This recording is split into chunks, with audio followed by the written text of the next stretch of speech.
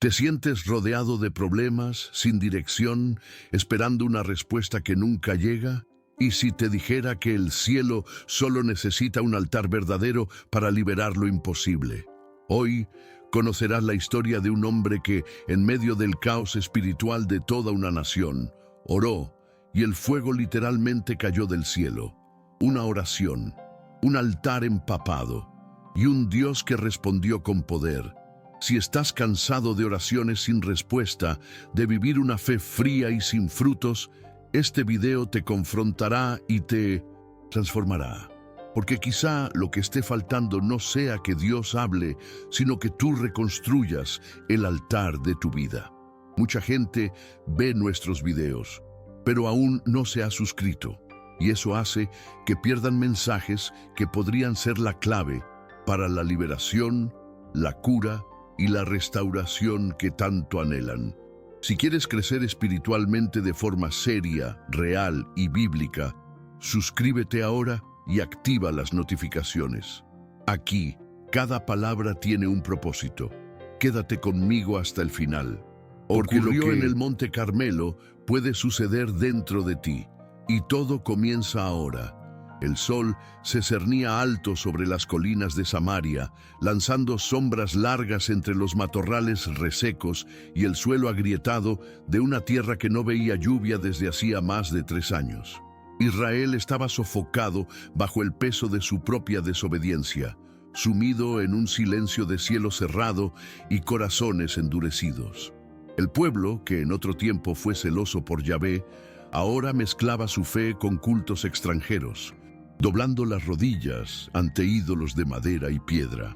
Era el reinado de Acab, un monarca de semblante altivo y corazón débil, dominado por su reina fenicia, Jezabel, mujer de ojos fríos y voz cortante, que había impuesto al pueblo el culto a Baal con mano de hierro y sangre. Los altares del Señor habían sido destruidos, los profetas perseguidos y la palabra olvidada. La desesperación se enraizaba como maleza en el campo del alma nacional, y en medio de ese colapso espiritual, una figura solitaria se alzó con la furia del desierto: Elías, el tisbita. Elías no era un hombre de apariencia imponente, pero en él había una firmeza cortante como una hoja de sílex. Su piel estaba oscurecida por el sol y el viento, su cabello espeso caía desordenado sobre sus hombros, y sus ojos, profundos, fijos, como si vieran más allá de la carne, no vacilaban ante reyes ni ante multitudes. Vivía errante, sustentado por cuervos, por viudas y por la mano invisible de Dios. Ahora, después de años de escasez, reaparecía en escena con una audacia que desafiaba todo el sistema corrupto de Israel. Había mandado llamar al rey, a los profetas de Baal y a todo el pueblo para un encuentro en el Monte Carmelo, un lugar sagrado y elevado, donde el cielo y la tierra parecían encontrarse. Allí, bajo la atenta mirada de la nación, Elías lanzaría un desafío que no solo expondría la impotencia de los ídolos, sino que reavivaría en el corazón del pueblo la llama olvidada de la fe verdadera.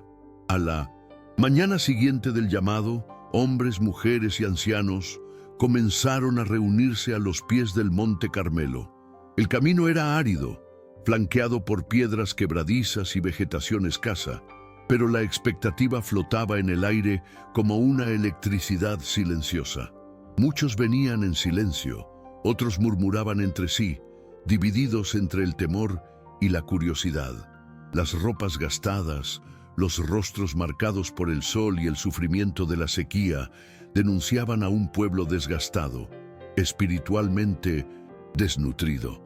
Subían con pasos cautelosos, guiados por una mezcla de reverencia y desconfianza. Al llegar a la llanura elevada, se encontraron con 2 grupos bien distintos. De un lado, los 450 profetas de Baal, vestidos con túnicas coloridas, adornados con collares de bronce y pinturas faciales rituales. Del otro, solo Elías, con su manto de piel tosca, sosteniendo un bastón de madera oscura pulido por el tiempo y sus andanzas. La escena parecía desproporcionada. Un hombre solitario contra multitud organizada y ruidosa. Pero el silencio que envolvía a Elías era más fuerte que cualquier alboroto. Sus ojos recorrían la asamblea con serena firmeza, como si ya supiera el desenlace.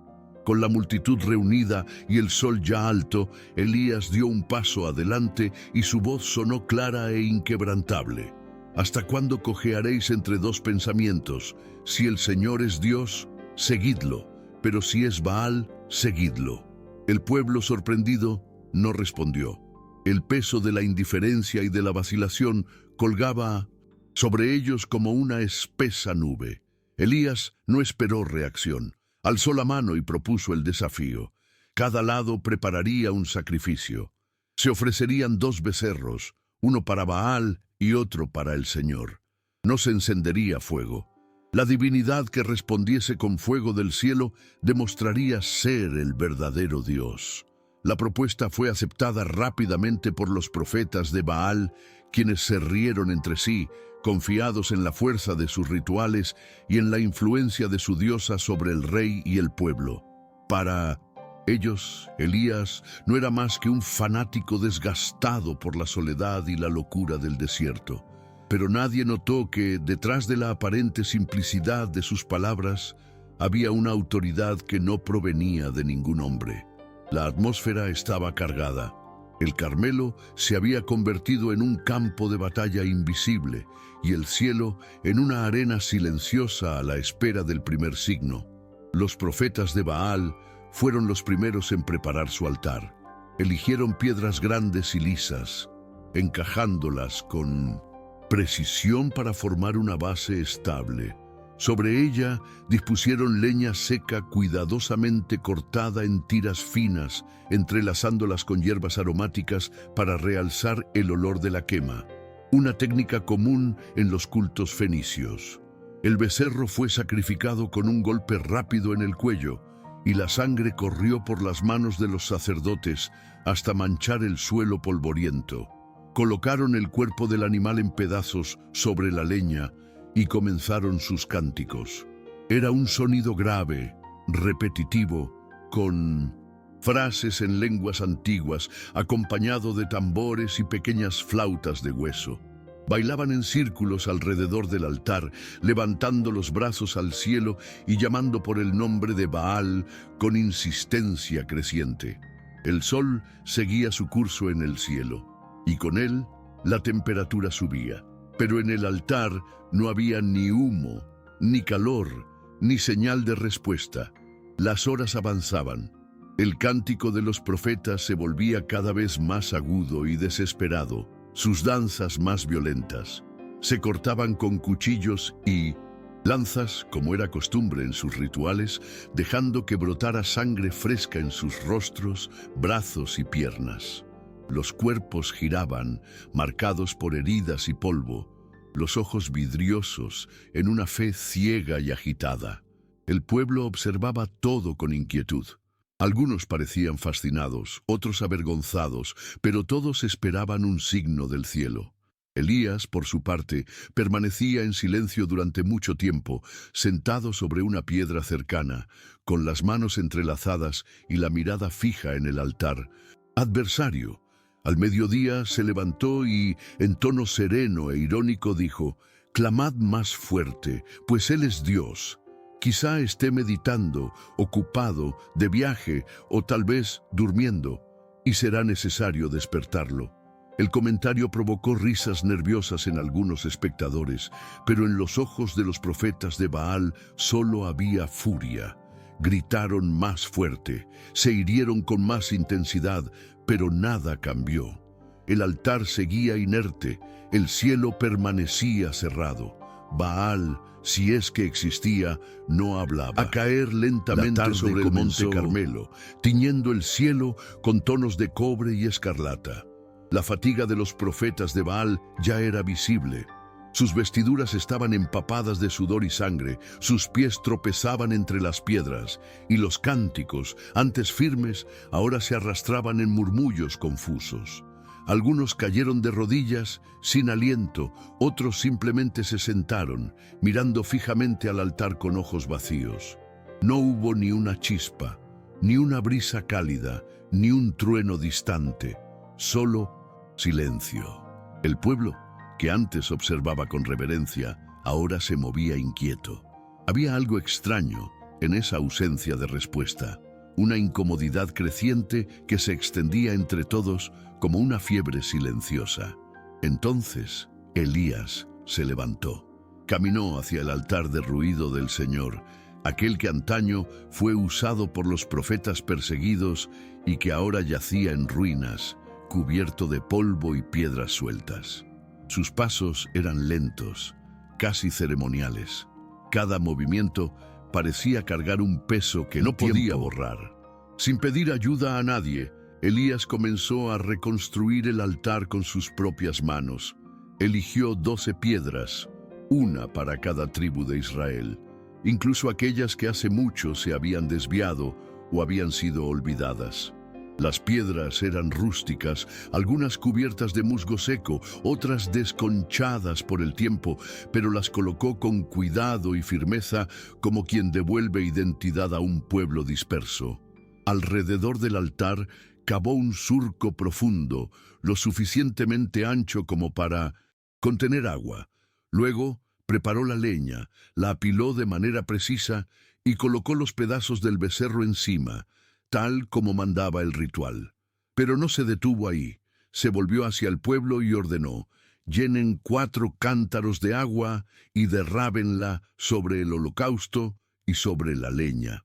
Los hombres vacilaron por un instante. El agua era escasa, preciosa, guardada a duras penas en tiempos de sequía. Pero obedecieron, y Elías repitió la orden 2 veces más, hasta que se vertieron 12 cántaros sobre él.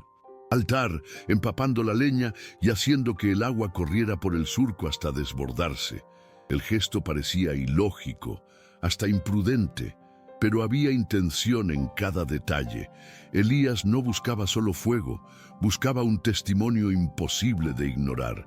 El altar ahora yacía empapado, goteando lentamente mientras el surco alrededor se transformaba en una pequeña zanja fangosa. La leña mojada parecía aún más imposible de encender, y esto no pasó desapercibido para el pueblo.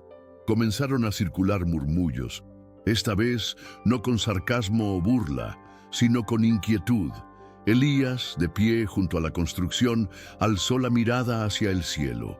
No tenía instrumentos en sus manos, ni amuletos, ni danzas.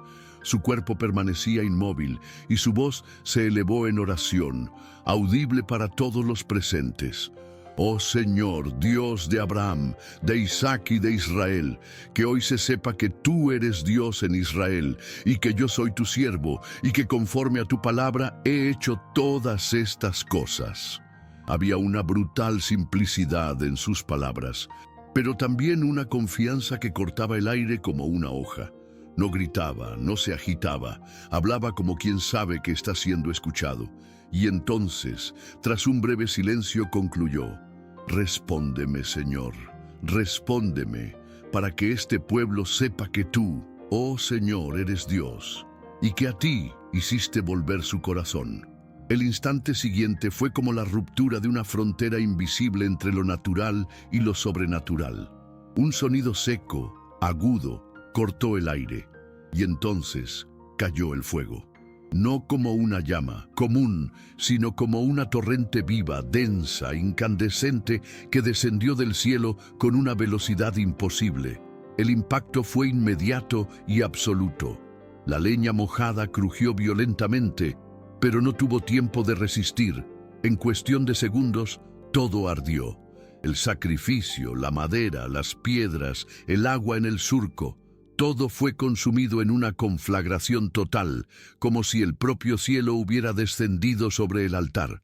Las llamas no se extendieron, no siguieron el viento, no destruyeron a su alrededor. Era un fuego preciso, dirigido, con inteligencia. El pueblo retrocedió instintivamente, tomado por un terror que mezclaba reverencia y asombro. Nadie hablaba. Los ojos estaban abiertos como platos, las rodillas temblaban. Por un momento, hasta los pájaros parecieron cesar su vuelo. Era como si toda la creación se hubiera detenido para presenciar aquella respuesta. Y ante tal manifestación, no había lugar para la duda. Los gritos comenzaron segundos después, provenientes de todos lados. No eran gritos de miedo ni de mera sorpresa. Eran clamor de reconocimiento, como si una verdad olvidada hubiera sido reactivada de forma brutal e inmediata. El Señor es Dios. El Señor es Dios. El pueblo repetía al unísono, algunos de rodillas, otros postrados con la cara en el suelo, como si temieran que ese mismo fuego los consumiera si se resistían. El monte Carmelo se había transformado en un altar viviente. Los profetas de Baal, hasta entonces altivos, ahora estaban pálidos e inmóviles. Algunos intentaron mezclarse con la multitud, otros retrocedieron lentamente, pero sus rostros denunciaban pánico. Elías permaneció de pie ante las llamas que ahora se apagaban poco a poco, dejando solo un suelo quemado, piedras derretidas y un silencio cargado de temor. Su mirada entonces se volvió hacia el rey Acab, quien observaba todo sin palabras, con la boca entreabierta y los ojos húmedos. No de fe, sino de miedo. El profeta levantó el brazo y declaró, con voz firme y sin titubear: «Atrapad a los profetas de Baal, que ninguno de ellos escape». La orden se cumplió con una rapidez casi automática. Hombres de la multitud se adelantaron, guiados por una furia que antes era temor reprimido. Los sacerdotes de Baal fueron rodeados y arrastrados entre gritos, con sus túnicas rasgadas y sus cuerpos vacilantes. Muchos suplicaron. Algunos intentaron resistir, pero ya era demasiado tarde. Elías los condujo hasta el arroyo de Cisón, que serpenteaba en la base del monte, ahora reducido a un hilo de agua por la sequía. Allí, ante el pueblo, los falsos profetas fueron ejecutados, uno por uno, con golpes rápidos y ceremoniales, como forma de purificación nacional. La sangre se mezcló con el polvo y con el agua, formando una corriente roja que descendía por las piedras. No hubo júbilo en la escena, solo una solemne sensación de justicia y restauración. Elías no desvió la mirada ni por un instante. Sabía que ese acto, por más severo que fuera, era necesario para romper la maldición que colgaba sobre Israel. Y de hecho, algo invisible parecía haberse quebrado en el aire, como si el cielo, ahora satisfecho, estuviese listo para abrirse de nuevo. Al final de la ejecución, el sol ya se hundía tras las colinas del oeste, lanzando sombras largas sobre el suelo manchado de sangre y cenizas. El silencio que se instaló era denso, casi reverente, como si la tierra estuviese absorbiendo el peso de todo lo que se había hecho. Elías permaneció al borde del arroyo por un instante, contemplando la corriente lenta y rojiza, antes de volver a dirigirse hacia el monte. Subió solo, con pasos firmes, sin decir palabra. Acab, aún aturdido, fue escoltado por guardias hasta su carro. La multitud se dispersaba lentamente, como si nadie quisiera romper el encanto de lo que había presenciado. Al alcanzar la cumbre, Elías se arrodilló y apoyó su rostro entre las rodillas, sin discurso, sin ceremonia. Solo una oración silenciosa, íntima, pero intensa. Ya no había fuego que pedir. Ahora él suplicaba por lluvia. El paisaje permanecía seco, el cielo despejado y sin nubes, pero Elías no se movió. Su criado, un joven de ojos atentos y semblante inquieto, permaneció a su lado, observando en silencio. Tras algunos minutos, Elías le instruyó: «Sube y mira hacia el lado del mar». El muchacho subió la ladera y examinó el horizonte. El mar distante brillaba bajo la luz del atardecer, tranquilo y vacío. «Nada hay», respondió. Elías no reaccionó. Solo se inclinó nuevamente en oración. El criado repitió el gesto 7 veces. 6 veces volvió con la misma respuesta: cielo despejado, sin nubes. Pero en la séptima, sus ojos se abrieron de par en par. Eis que se levanta del mar una nube, pequeña como la palma de la mano de un hombre. Elías se levantó de inmediato, como si ya lo hubiera esperado. Sus ojos brillaban con una certeza inmutable. Ve y dile a Acab: prepara tu carro y desciende, para que la lluvia no te detenga. Lo que era una pequeña mancha en el horizonte se convertía ahora en una promesa viva. El mismo Dios que envió fuego ahora enviaría agua. El cielo comenzó a transformarse rápidamente, como si un manto oscuro estuviese siendo echado sobre los cielos del Carmelo. La pequeña nube crecía a la vista, hinchándose y multiplicándose, hasta que otras comenzaron a aparecer, formando un cinturón de tormenta en el horizonte. El viento sopló de repente, cargado de humedad y electricidad. El calor árido de la tarde dio paso a un frescor inesperado, y el polvo que flotaba sobre el suelo fue empujado violentamente. A lo lejos, los truenos comenzaron a resonar, primero suaves, luego retumbantes. Las hojas secas de los árboles danzaban en el aire, y los animales, que hasta entonces habían estado callados, empezaron a agitarse. Acab, aún perplejo, montó en su carro tirado por caballos y partió con urgencia hacia Jezreel, como se le había instruido. Pero mientras los relámpagos surcaban el cielo y los primeros gruesos chuzos de lluvia golpeaban la tierra reseca, Elías se quedó de pie, con la cabeza en alto, sintiendo cada gota como una respuesta viva de Dios. Fue entonces cuando algo aún más impresionante sucedió. El Espíritu del Señor tomó a Elías con una fuerza invisible e irresistible. El profeta, ya de avanzada edad y apariencia sencilla, ajustó su manto a la cintura y comenzó a correr. No era una carrera común. Sus pies parecían ignorar el lodo y los obstáculos del camino. Pasó por árboles retorcidos, piedras sueltas, valles y laderas, como si no hubiese peso sobre sus hombros. Y, bajo el cielo ahora cubierto de nubes y atravesado por relámpagos, corrió delante del carro de Acab durante todo el trayecto hasta Jezreel, una distancia de más de 30 kilómetros. El pueblo que presenció la escena no podía explicar lo que veía. Era como si el profeta se convirtiera en parte de la propia tormenta, un mensajero impulsado por la voluntad divina. Cuando llegaron a la ciudad, la lluvia ya caía a cántaros, lavando calles, tejados y campos. Era el fin de una sequía que había durado años.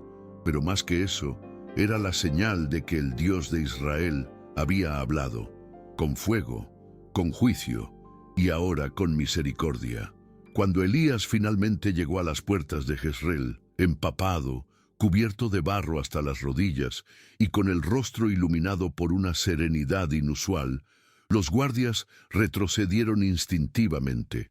Nadie se atrevió a detenerlo. Entró en la ciudad como un espectro venido de las colinas, portando la autoridad de quien habla por Dios. Dentro, la gente se aglomeraba bajo los aleros de las casas, intentando protegerse de la lluvia que ahora caía con furia. Era una ciudad acostumbrada a la arrogancia de los palacios, pero que aquel día presenciaba algo más poderoso que coronas y decretos. Elías no buscó refugio, ni saludó a nadie. Sus ojos estaban fijos en el palacio, donde sabía que Jezabel lo aguardaba. La noticia de lo ocurrido en el Carmelo ya había llegado, rápida, como un trueno que precede al relámpago. Pero el profeta no tenía miedo. Su corazón, encendido por el fuego del cielo y fortalecido por la respuesta de la tierra, estaba firme como una roca. Él sabía que aunque la lluvia lavase el suelo de Israel, el verdadero enfrentamiento aún no había terminado. Dentro del palacio, Jezabel permanecía de pie, rígida como una estatua tallada en marfil, con los ojos estrechados mirando hacia las ventanas abiertas. El viento mecía las cortinas de lino y hacía vacilar las lámparas. Su rostro, aún pintado con los finos rasgos de la realeza fenicia, estaba tenso. Ella había escuchado todo: el fuego que cayó del cielo, la ejecución de los profetas de Baal y el clamor del pueblo proclamando el nombre del Señor. Pero ninguno de esos relatos parecía perturbar la frialdad de su semblante. Jezabel no era de las que se doblegan ante los signos. Para ella, todo aquello era una afrenta directa a su autoridad y a los dioses de su tierra natal. Cuando Acab entró en la habitación, mojado, en silencio, derrotado, ni siquiera le dirigió la mirada. Su voz salió firme y cortante como una navaja. Así me hagan los dioses y tanto más, si mañana, a estas horas, Elías sigue vivo. La amenaza era clara. El enfrentamiento espiritual en el Carmelo se transformaba ahora en una persecución política y personal. E incluso después de la lluvia, se formaba una nueva tormenta. Esa misma noche, mientras los tejados aún resonaban con el sonido constante de la lluvia y los relámpagos iluminaban brevemente los pasillos de la ciudad, Elías recibió la advertencia. Un criado de confianza, tembloroso y sin aliento, llegó al lugar donde reposaba el profeta, en una casa sencilla en la periferia de Jezreel. «Ella juró matarte», dijo el hombre, con los ojos abiertos de par en par. «Jezabel envió mensajeros tras de ti». Elías escuchó en silencio. Su cuerpo estaba cansado, pero era el alma la que ahora sentía el peso del enfrentamiento. Había enfrentado reyes, multitudes y el mismo, pero la amenaza de Jezabel perforaba más hondo de lo que esperaba. La mujer no era solo reina, representaba el corazón endurecido de una nación seducida por los ídolos. Y en ese instante, algo inusual ocurrió. Elías, el hombre del fuego y de la fe, fue tomado por un temor profundo. No era el miedo a morir, era la sensación de que, a pesar de todo lo que había hecho, el pueblo podría retroceder, y todo habría sido en vano. Sin esperar al amanecer, Elías partió. Abandonó Jezreel a toda prisa, sin escolta, sin provisiones, sin dirección clara. Atravesó la oscuridad de la madrugada con pasos largos y respiración pesada, rumbo al desierto de Judá. El frío viento de la noche cortaba su piel aún húmeda, y cada paso hacía eco del cansancio acumulado no solo de ese día, sino de años.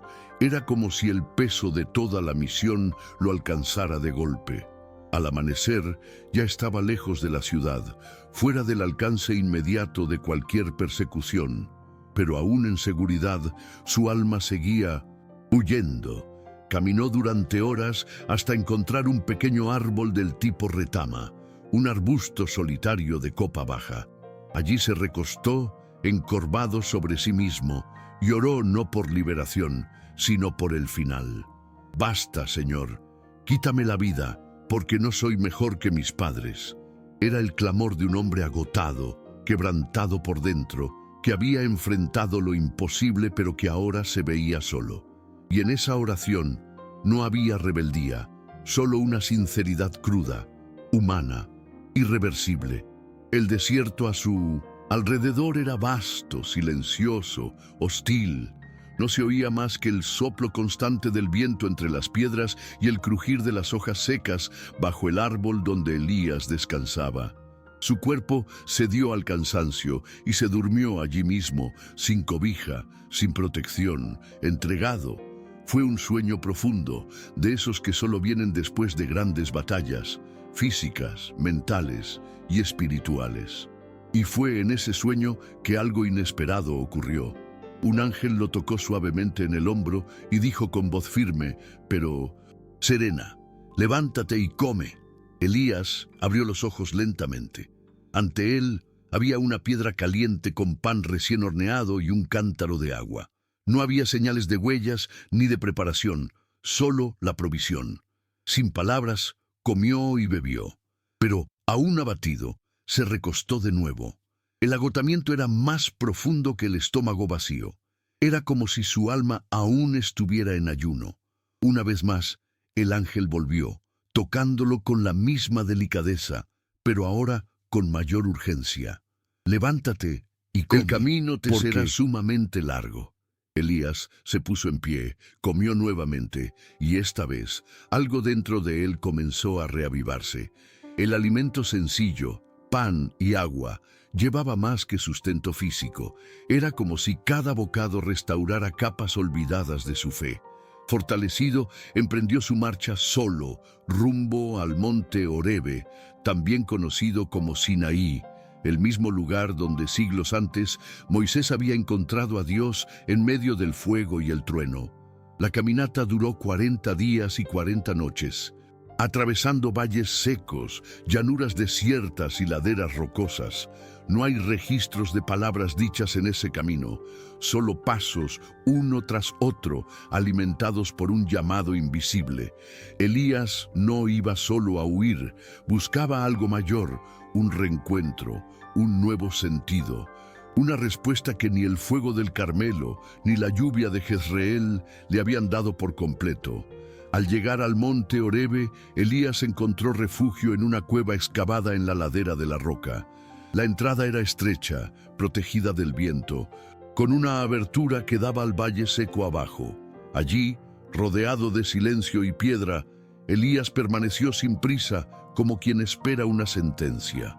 Fue durante la noche que la voz del Señor le vino, no como un trueno o un relámpago, sino como una pregunta. ¿Qué haces aquí, Elías? La pregunta, simple en forma, era profunda en alcance. Elías respondió con el corazón expuesto. He sido muy celoso por el Señor Dios de los ejércitos, porque los hijos de Israel han dejado tu alianza, han derribado tus altares, han matado a tus profetas a espada, y solo yo he quedado y tratan de quitarme la vida. Era una confesión amarga, una declaración de soledad que iba más allá del miedo. Elías se sentía abandonado incluso por el pueblo que había presenciado lo imposible. En esas palabras había dolor, pero también un deseo de ser visto, comprendido, acogido por aquel que lo había enviado. Entonces, Dios ordenó a Elías que saliera de la cueva y se pusiera delante de él, pues él pasaría. El profeta se levantó y se quedó en la entrada esperando. Entonces se sucedió una serie de eventos extraordinarios.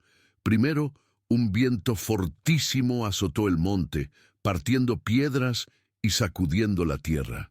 Elías se cubrió el rostro con su manto, pero se dio cuenta de que el Señor no estaba en ese viento. Luego, un terremoto estremeció el suelo, haciendo rodar rocas por las laderas y resonando por los valles. Pero el Señor tampoco estaba en el terremoto. Después de eso, vino un fuego, ardiente y feroz, que iluminó las piedras y calentó el aire seco. Pero ni siquiera el fuego, que antes había sido la señal en el Carmelo, traía la presencia divina en ese momento. Por último, vino un sonido suave, como un susurro leve, casi imperceptible, que parecía tocar no los oídos, sino el espíritu. Y fue en ese sonido que Elías reconoció la presencia de Dios. Se envolvió el rostro con el manto y se inclinó. Ya no era el Dios que descendía en fuego, era el Dios que hablaba en la quietud. En ese instante, silencioso, con el rostro cubierto y el corazón expuesto, Elías volvió a oír la voz del Señor. Era la misma pregunta: ¿qué haces aquí, Elías? La repetición no era por falta de entendimiento, sino una invitación a una reflexión más profunda, a una rendición completa. Elías respondió con las mismas palabras de antes, pero algo en su tono había cambiado. Ya no era una denuncia, sino un lamento. La presencia de Dios, suave como una brisa, había roto la dureza del miedo, deshecho la coraza del desaliento. Entonces, Dios no ofreció consuelo sentimental ni garantías inmediatas de seguridad. En cambio, dio instrucciones claras, específicas y estratégicas. Elías debía ungir a Jaziel como rey de Siria, a Jehú como rey de Israel y a Eliseo como su sucesor. Era la respuesta que el profeta no esperaba y exactamente la que necesitaba. El Señor no solo estaba sosteniendo a Elías, lo estaba reintegrando a la misión. La obra aún no había terminado. Y, lo más importante, Elías no estaba solo. También he guardado en Israel a 7,000, todos los que no se han arrodillado ante Baal y toda boca que no lo ha besado. Esa revelación cayó como un rayo invertido en el corazón del profeta. Durante todo el tiempo en que creyó estar solo, había miles que permanecían fieles, silenciosos, anónimos, pero firmes. La guerra espiritual no se combatía solo en altares ante multitudes. También era sostenida por aquellos que resistían en el anonimato. Elías, que cargaba el peso de todo un pueblo sobre los hombros, ahora veía que no era el último ni el único. Dios había preservado un remanente.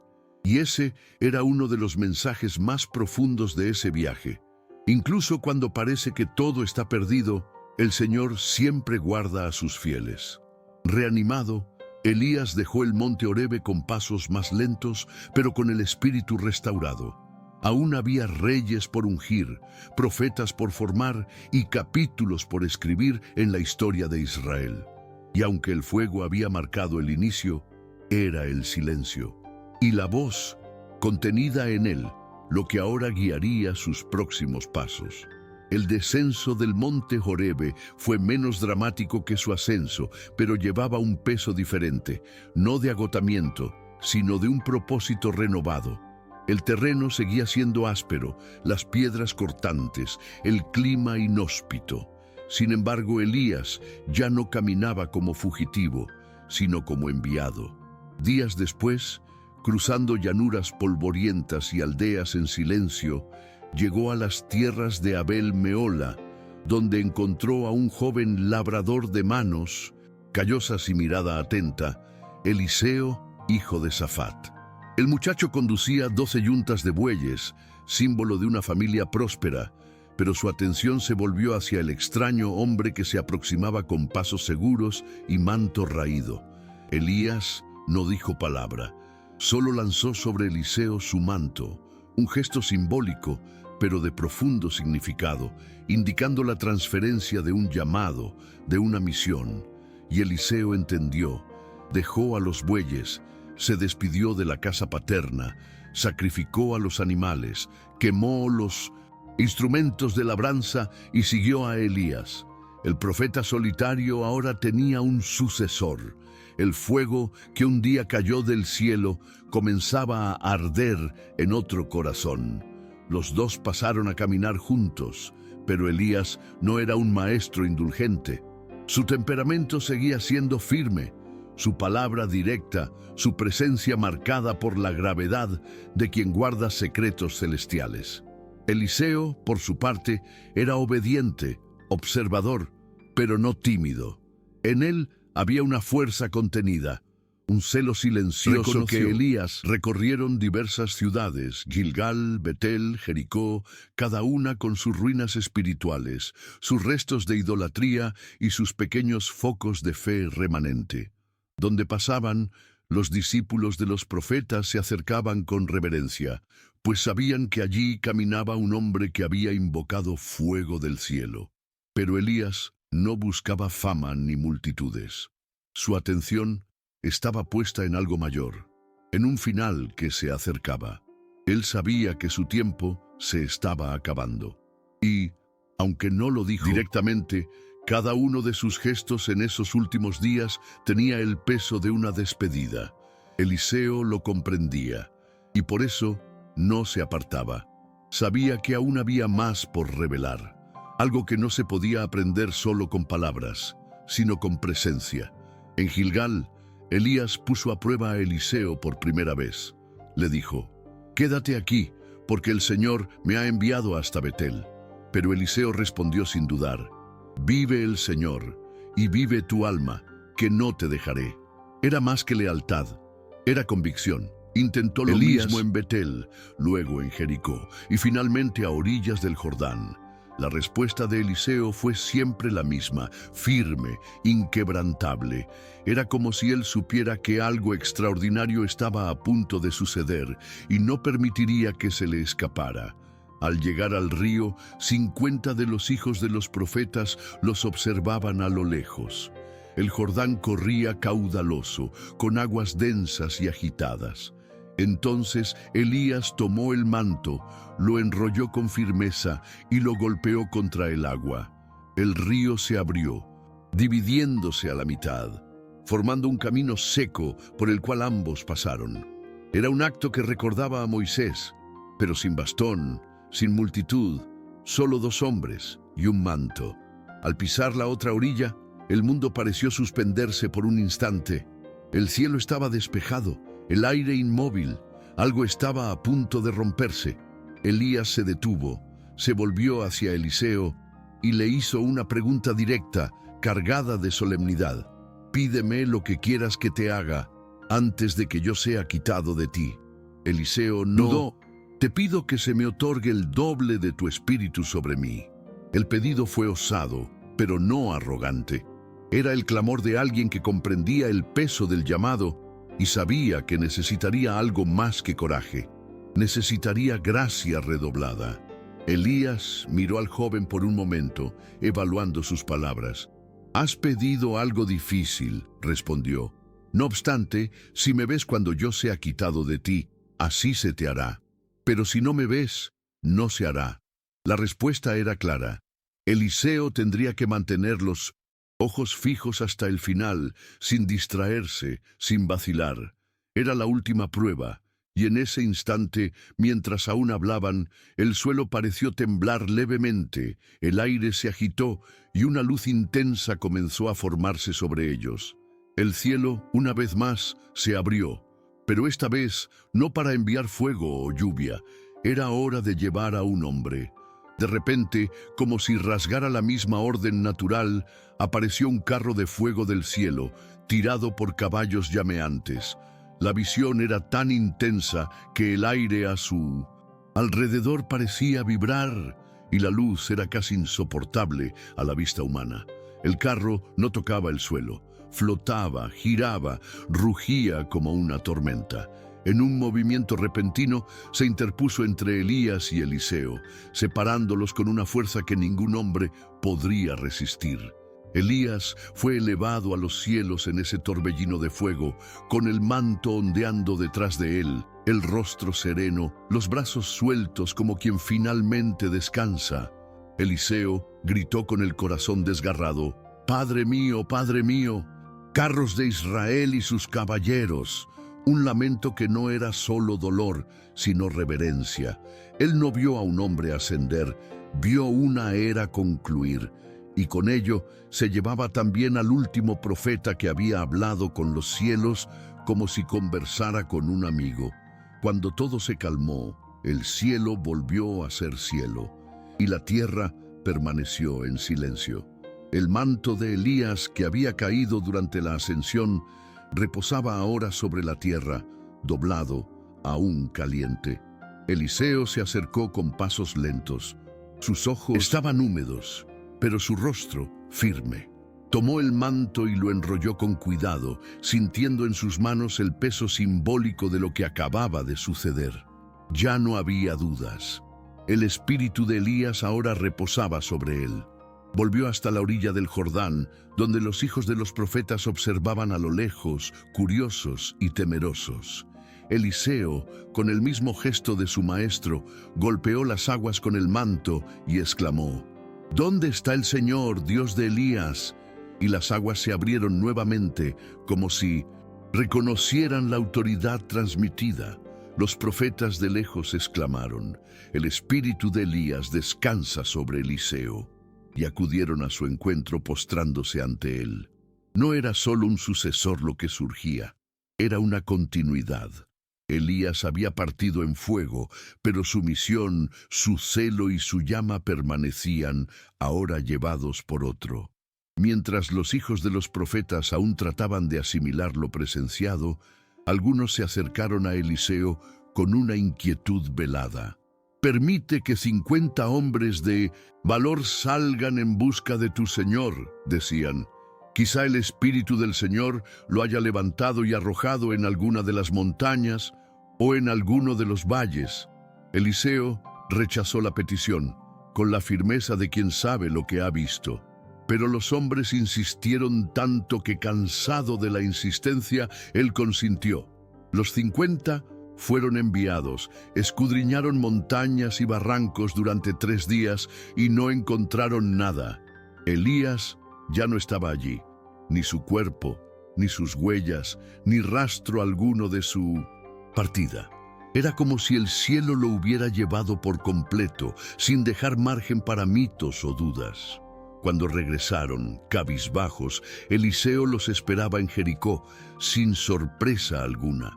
El tiempo del viejo profeta había terminado, y ya no era necesario buscarlo entre las montañas. Su nombre ahora formaba parte de los registros eternos y de la memoria viva de un pueblo que jamás olvidaría el día en que el fuego descendió del cielo. En la ciudad de Jericó, el pueblo recibía a Eliseo con cautela y respeto. Los ancianos lo rodearon y relataron un problema antiguo. Observa, la situación de la ciudad es buena, según ve mi señor, pero las aguas son malas y la tierra es estéril. Era un dilema recurrente, un suelo con apariencia próspera, pero que no producía vida. Eliseo pidió un cuenco nuevo, puso sal dentro de él y se dirigió hasta la fuente de agua. Ante todos, arrojó la sal en la fuente y declaró: «Así dice el Señor, he sanado estas aguas, no habrá en ellas más muerte ni esterilidad». El gesto era simple, pero cargado de significado. El mismo Dios que operaba en los altos montes, ahora actuaba también en los detalles cotidianos. Y de hecho, desde ese día, las aguas fueron sanadas. Era el comienzo del ministerio de Eliseo, pero también la confirmación de que el Dios de Elías continuaba actuando, no siempre con fuego, no siempre con lluvia, a veces con sal, con palabras, con gestos discretos, pero siempre con autoridad y verdad. Pocos días después, Eliseo dejó Jericó y tomó el camino en dirección a Betel. La carretera era sinuosa, flanqueada por colinas bajas y arbustos resecos. Al acercarse a la ciudad, un grupo de muchachos salió a su encuentro. Eran jóvenes, quizás adolescentes, pero había en su tono algo que iba más allá de la irreverencia, un desprecio abierto hacia la figura del profeta. Comenzaron a burlarse de él en voz alta, gritando: «¡Sube, calvo! ¡Sube, calvo!». Era una referencia sarcástica a la ascensión de Elías y a la apariencia de Eliseo. Pero detrás de la burla también había un escarnio contra el Dios que él representaba. Eliseo se detuvo, se giró y los miró fijamente. No gritó, no discutió, simplemente los maldijo en el nombre del Señor. Fue un momento rápido, silencioso y definitivo. Desde las colinas cercanas, 2 osas salieron de repente, feroces, veloces, instintivas. Se abalanzaron sobre los burlones y despedazaron a 42 de ellos. La risa cesó. La lección era clara. El ministerio de Eliseo comenzaba no solo con milagros, sino también con juicio. El Dios de Elías no había cambiado.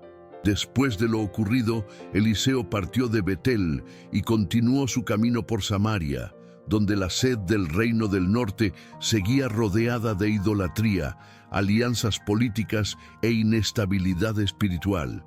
La muerte de Acab ya había ocurrido, pero su linaje aún ocupaba el trono. Jezabel seguía viva, manteniendo su dominio sutil y su influencia venenosa entre los poderosos. Eliseo, ya reconocido como el sucesor de Elías, era consultado por reyes, soldados, mujeres afligidas y discípulos esperanzados. Pero a pesar de su nueva posición, él no asumió un trono ni buscó prestigio. Continuó viviendo de forma sencilla, visitando villas y escuelas de profetas, realizando señales discretas, enseñando y confrontando cuando era necesario. Era un profeta de la continuidad, de la firmeza y de la justicia. Su nombre comenzaba a extenderse no por grandes demostraciones, sino porque donde él pasaba, algo cambiaba. Él no era Elías, pero no llevaba a Dios consigo, el mismo espíritu y el mismo compromiso innegociable con la verdad. Entre los muchos momentos de su camino, Eliseo en una ocasión regresó a una de las escuelas de profetas que había frecuentado con Elías en Gilgal. Era tiempo de hambruna en esa tierra. La escasez golpeaba tanto los campos como los corazones. Los discípulos lo esperaban con esperanza, pero también con un desespero contenido. Uno de ellos preparó una olla de guiso con hierbas encontradas en el campo, intentando improvisar alimento con lo poco que había. Sin embargo, sin saberlo, arrojó frutos venenosos a la mezcla. Tan pronto como comieron, los hombres comenzaron a gritar: «¡Hombre de Dios, hay muerte en la olla!». Eliseo, sereno, pidió un poco de harina, la echó en el caldo y ordenó que se sirviera de nuevo. Todos comieron y no hubo más daño. No hubo rituales, ni oraciones prolongadas, solo un gesto simple, directo y eficaz. Así era como el espíritu de Elías actuaba ahora, no solo con truenos y fuego, sino con precisión quirúrgica en los detalles. Dios seguía hablando, seguía actuando y seguía cuidando de los suyos, incluso en las situaciones más domésticas e inesperadas. Más tarde, aún en Gilgal, otro discípulo se acercó con 20 panes de cebada y espigas verdes recién cosechadas. Era todo lo que tenía. Eliseo miró al grupo, 100 hombres hambrientos, y ordenó: «Dadle al pueblo para que coma». El criado vaciló. «¿Cómo pondré esto delante de 100 hombres?», repitió con convicción. Pero el profeta: «Dadle al pueblo para que coma, porque así dice el Señor, comerán y aún sobrará». Y así sucedió. Los hombres comieron y sobró alimento, exactamente como había prometido la palabra. No fue un banquete, no hubo excesos, pero hubo lo suficiente. Eliseo comenzaba a ser reconocido como un instrumento de provisión divina, y esa autoridad no provenía del volumen de palabras, sino de la fidelidad con que repetía lo que Dios decía. Cada señal servía como recordatorio de que el mismo Señor que respondió con fuego en el Carmelo seguía presente. No era el volumen del milagro lo que impresionaba, sino la constancia de una presencia que no abandonaba a los fieles, incluso cuando todo parecía perdido. Con el paso de los años, la fama de Eliseo llegó también al ejército sirio, que dominaba parte de las fronteras de Israel. Fue entonces cuando Naamán, comandante del ejército de Siria, hombre valiente y respetado, pero acometido de lepra, oyó hablar del profeta. Movido por partió con una comitiva cargada de presentes y cartas del rey en busca de la cura. Al llegar a la casa de Eliseo, esperaba una ceremonia grandiosa, quizá una invocación poderosa, un toque directo, un gesto teatral. Pero Eliseo ni siquiera salió a recibirlo. Mandó un mensajero con una instrucción breve: «Ve, lávate 7 veces en el Jordán y tu carne se sanará». La simplicidad de la orden ofendió a Naamán. Él esperaba algo acorde a su estatus. Indignado, casi se marchó. Pero sus criados lo convencieron de obedecer. Y cuando se sumergió por 7ª vez en el río fangoso de Israel, salió limpio. La carne, antes marcada por heridas, ahora era como la de un niño. Naamán regresó transformado, no solo en el cuerpo, sino en el espíritu. Declaró que no había Dios en toda la tierra, sino en Israel. Un extranjero había sido tocado por el mismo Dios que envió fuego en el Carmelo. Eliseo rechazó los presentes de Naamán. No hacía comercio con lo que venía de Dios.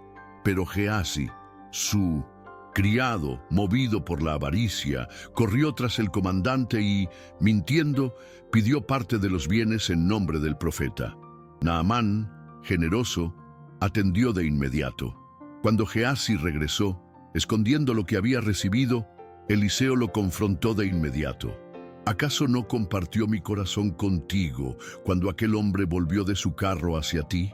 Entonces, la lepra de Naamán se transfirió a Gehazi. Un juicio directo, inmediato y visible. Era un recordatorio solemne de que el ministerio que Eliseo requería pureza, vigilancia y temor. No era una función, era una responsabilidad espiritual. El fuego que había descendido en el Carmelo quizá ya no se manifestaba con la misma frecuencia, pero aún ardía, invisible, sobre aquel que se atreviese a tocar lo sagrado con manos impuras. Eliseo siguió su camino, pero la advertencia quedó. Hasta donde Dios extendía gracia, también extendía justicia. Y quien caminaba con el manto de Elías sabía que uno no venía sin el otro. En una ocasión, durante un periodo de tensión entre Israel y Siria, Eliseo llegó a ser visto como una amenaza estratégica por el rey sirio. Sus consejos al rey de Israel evitaban emboscadas, anticipaban movimientos militares y parecían revelar secretos que solo podrían ser conocidos por quien estuviese dentro de las cámaras reales. Sospechoso, el rey sirio fue informado por sus criados. No, oh rey, pero el profeta Eliseo, que está en Israel, le revela al rey de Israel incluso las palabras que pronuncias en tu dormitorio. Furioso, el monarca ordenó que Eliseo fuera capturado. Envió una gran comitiva de soldados con caballos y carros hasta Dotán, donde el profeta se hospedaba. Durante la madrugada rodearon la ciudad. Al amanecer, el criado de Eliseo vio al ejército enemigo y entró en pánico. «¡Ay, señor mío, qué haremos!» Pero Eliseo, tranquilo, respondió: «No temas, porque somos más los que estamos con nosotros que los que están con ellos». Entonces oró: «Señor, te pido que le abras los ojos, para que vea». Y el Señor abrió los ojos del mozo. Lo que él vio lo cambió todo. En las montañas circundantes había caballos y carros de fuego incontables rodeando a Eliseo. No como amenaza, sino como protección divina. Era el ejército del Señor, invisible a los ojos naturales, pero más real que el polvo de la tierra. El miedo fue sustituido por reverencia. Cuando los sirios avanzaron, Eliseo volvió a orar: «Haz que estos hombres sean ciegos». Y el Señor atendió. Los soldados quedaron confundidos, desorientados, y Eliseo los guió hasta Samaria, directamente al rey de Israel. Allí, el profeta dio otra instrucción inesperada: no los mataran, sino que les sirvieran pan y agua. Después de comer, fueron enviados de regreso en paz, y por un tiempo las incursiones cesaron. La guerra fue ganada no con espadas, sino con oración, visión y misericordia. Eliseo demostraba que el mismo Dios que antaño hizo descender fuego sobre el altar, podía ahora proteger con carros invisibles y vencer batallas sin derramar sangre. Era un nuevo tiempo, pero el Dios era el mismo. El tiempo pasó y Eliseo envejeció. Su cuerpo ya no tenía el vigor de los días en que cruzaba valles y montañas con Elías, pero su autoridad permanecía intacta. La historia ya lo trataba como una leyenda viva y hasta los reyes lo consultaban con reverencia. En sus últimos días enfermó de una dolencia que lo llevaría a la muerte. Irónicamente, no en batalla ni por persecución, sino por causas naturales. El rey Joás de Israel, al enterarse de la condición del profeta, fue a verlo y, con lágrimas en los ojos, repitió las mismas palabras que Eliseo había dicho a Elías décadas antes: Padre mío, carros de Israel y sus caballeros». Era el reconocimiento de que aquel hombre solo había sido más protección para Israel que 1000 ejércitos. Eliseo, incluso en su enfermedad, no se compadeció. Pidió al rey que tomara un arco y flechas. Joás obedeció. Entonces Eliseo puso sus manos sobre las del rey y ordenó: «Dispara». La flecha fue lanzada por la ventana. «Flecha de la victoria del Señor», dijo. flecha de la victoria contra Siria. Después de esto, Eliseo instruyó: toma las flechas y hiere la tierra. El rey golpeó el suelo 3 veces y se detuvo. La reacción de Eliseo fue inmediata, una mezcla de indignación y frustración. Si hubieras herido 5 o 6 veces, habrías derrotado a Siria hasta consumirla, pero ahora solo herirás 3 veces. Eso no se trataba solo de flechas, se trataba de intensidad, obediencia, perseverancia. Incluso en sus últimos momentos, Eliseo continuaba enseñando, desafiando, moldeando reyes. Poco después, falleció. No hubo remolino ni carro de fuego. Su muerte fue silenciosa, casi discreta. Pero incluso muerto, su historia no se apagaría. Tiempo después, cuando un hombre fue apresuradamente arrojado a su tumba durante una emboscada y su cuerpo tocó los huesos del profeta, revivió y se puso de pie. El poder que residía en él no estaba ligado, estaba arraigado en su fidelidad. Elías había sido llevado al cielo en fuego. Eliseo permaneció en la tierra hasta el final, pero en ambos el mismo Dios se manifestó, en gloria, en silencio, en vida, y aún después de la muerte. La noticia sobre el milagro ocurrido en la tumba de Eliseo se extendió como fuego en campo seco. No era solo el relato de un muerto que había vuelto a la vida, sino la confirmación de que el espíritu del profeta no fue enterrado con él. Incluso los más escépticos callaron ante un poder que trascendía la muerte. Los ancianos recontaban las historias con nuevo fervor y los jóvenes las escuchaban como si fuesen un testimonio imposible de ignorar. La tierra, antes marcada por la idolatría y la inestabilidad, comenzaba a recuperar poco a poco la memoria de quién era el verdadero Dios de Israel. Las huellas dejadas por Elías y Eliseo eran distintas, una incendiaria, otra silenciosa, pero ambas portaban el mismo propósito: restaurar la alianza entre el pueblo y el Señor. Y cada altar reconstruido, cada cura, cada juicio, cada gesto, era un recordatorio de ese llamado. Las generaciones futuras no necesitarán solo leer sobre esos hombres. Bastará caminar por los caminos que ellos tocaron y escuchar los ecos que aún resuenan en las piedras y en las montañas. Y así, el ciclo iniciado en lo alto del Monte Carmelo encontró su desenlace. Un hombre que se atrevió a desafiar a la nación con una oración. Un profeta que enfrentó reyes, multitudes y tormentas, y que fue llevado en gloria como pocos. Y otro, su sucesor, que caminó entre el pueblo sanando, juzgando, enseñando, siendo la continuación viva de una misión que no podía interrumpirse.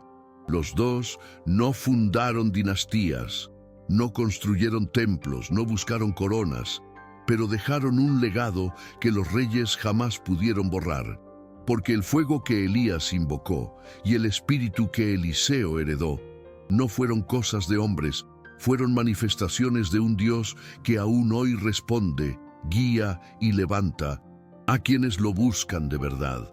El pueblo se olvidó, se desvió y volvió muchas veces, pero el cielo jamás dejó de hablar. Y cuando habló, habló a través de hombres como Elías y Eliseo, que vivieron como señales vivas de que Dios está presente, incluso cuando nadie más cree. Años pasaron, y la memoria de Elías y Eliseo continuó viva entre el pueblo de Israel.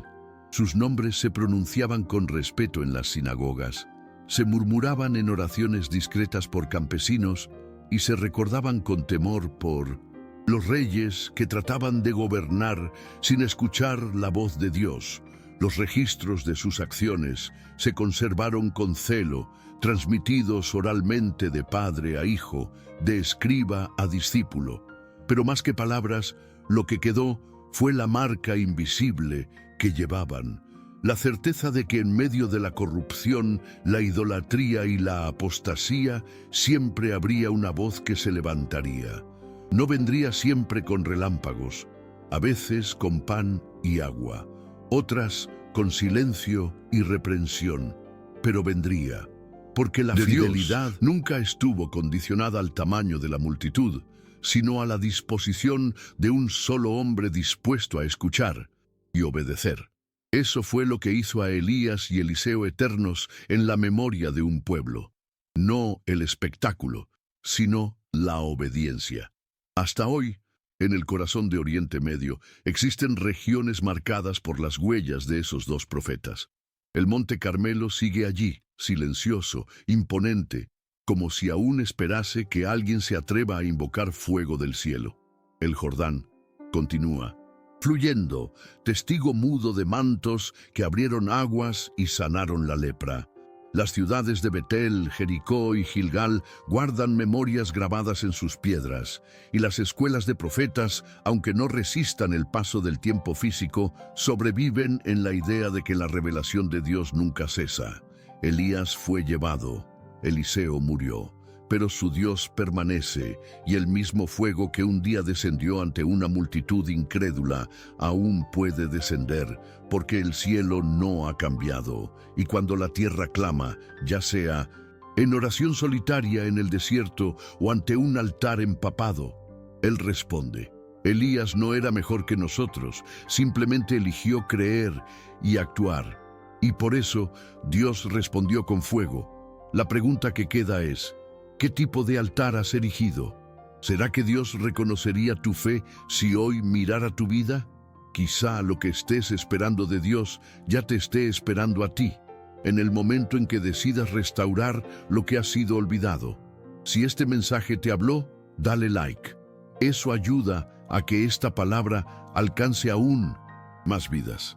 Y suscríbete al canal ahora, porque aquí encontrarás enseñanzas que calentarán tu fe, abrirán tus ojos y transformarán tu caminar con Dios.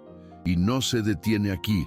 En el próximo video nos adentraremos aún más en historias que revelan el poder de la oración y la obediencia. Activa las notificaciones para no perderte nada. Que el Dios que respondió con fuego responda también al clamor de tu corazón. Shalom.